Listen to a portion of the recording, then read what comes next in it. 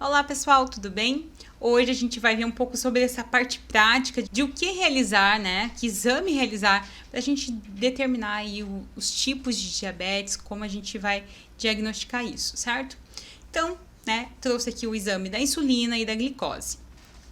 A insulina, né, para a gente descobrir se esse paciente ele está produzindo insulina, né, ou se é apenas, né, esse processo que ele está tendo aí de hiperglicemia, tá, ou hipoglicemia, está sendo aí de uma resistência insulínica, né?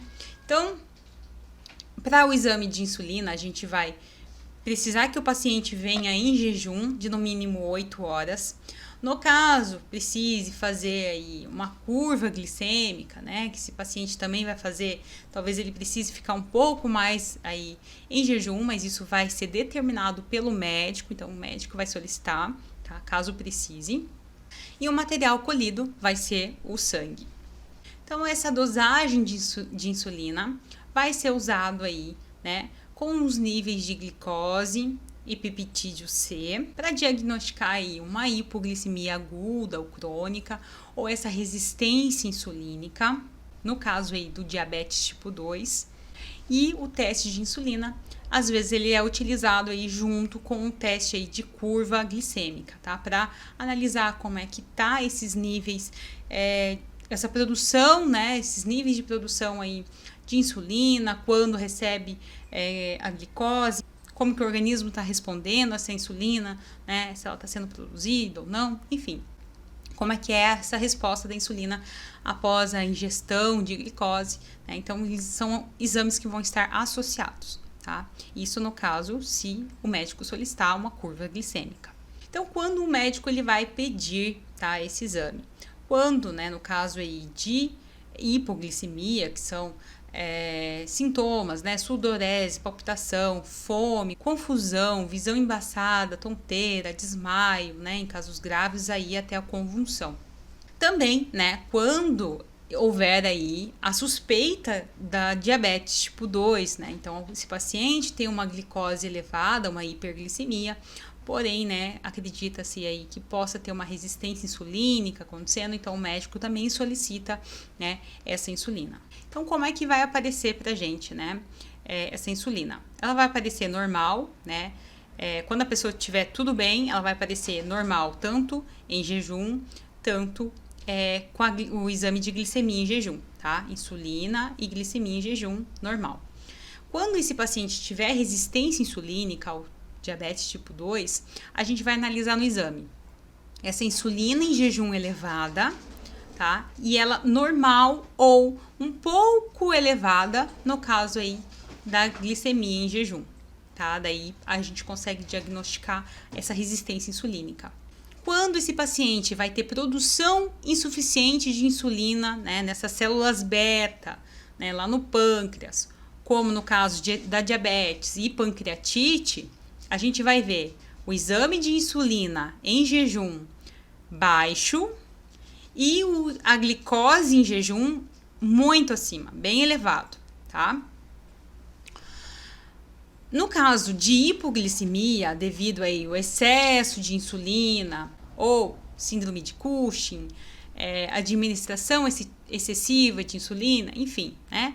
A gente vai ver ela normal ou muito elevada no caso da insulina em jejum e no exame de glicemia em jejum muito abaixo, tá? Então, assim que a gente consegue diagnosticar, tá, essas doenças através da insulina em jejum e da glicemia em jejum, né? Então, da glicemia ou, né, o exame da glicose, ele serve aí para analisar, para diagnosticar ou monitorar, já caso a pessoa já seja diagnosticada, né, a hiperglicemia, hipoglicemia, diabetes, pré-diabetes. Tá? Então, ela é bem recomendada quando já há os sinais de hiperglicemia, hipoglicemia e principalmente para as mulheres grávidas, né, que elas estão gerando uma nova vida, estão se alimentando mais, né? Então, é muito importante esse acompanhamento aí da glicemia.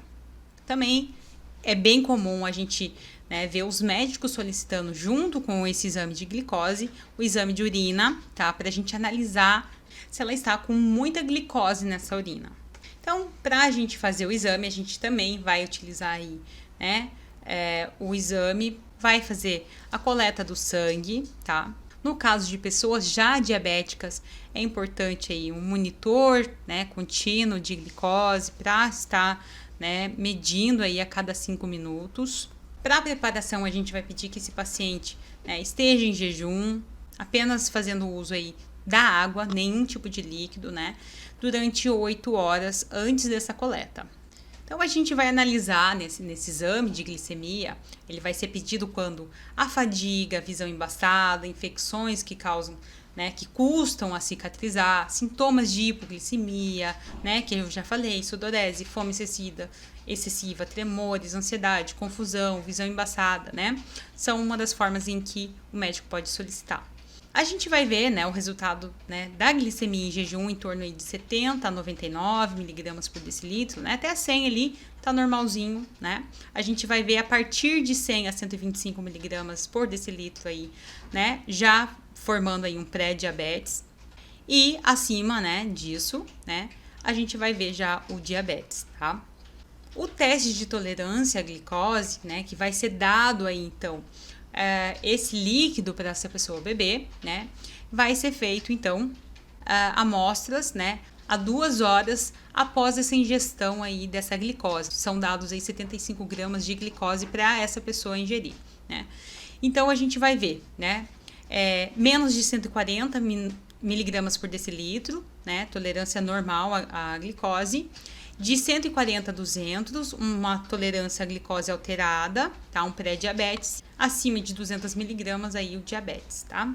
Na gestante, tá? Esses valores são diferentes, tá? Uma amostra vai ser colhida 1 hora após a ingestão de 50 miligramas de glicose, tá? E a gente vai ver menos de 140 miligramas, né, normal, e 140 anormal, né? Então, vai ter que fazer uma curva glicêmica para analisar como é que está sendo esses valores, né, de glicose nessa mulher gestante, certo? Na curva glicêmica, a gente vai ver, então, analisar o quê, né? Vai ser dado aí uma ingestão, né, vai ser colhida a amostra, vai ser feita, então, depois dessa primeira amostra, 100 gramas de glicose e vai ser feita, né, algumas coletas. Em jejum, né, a primeira antes do líquido, 95 miligramas, né, ok, tá normal.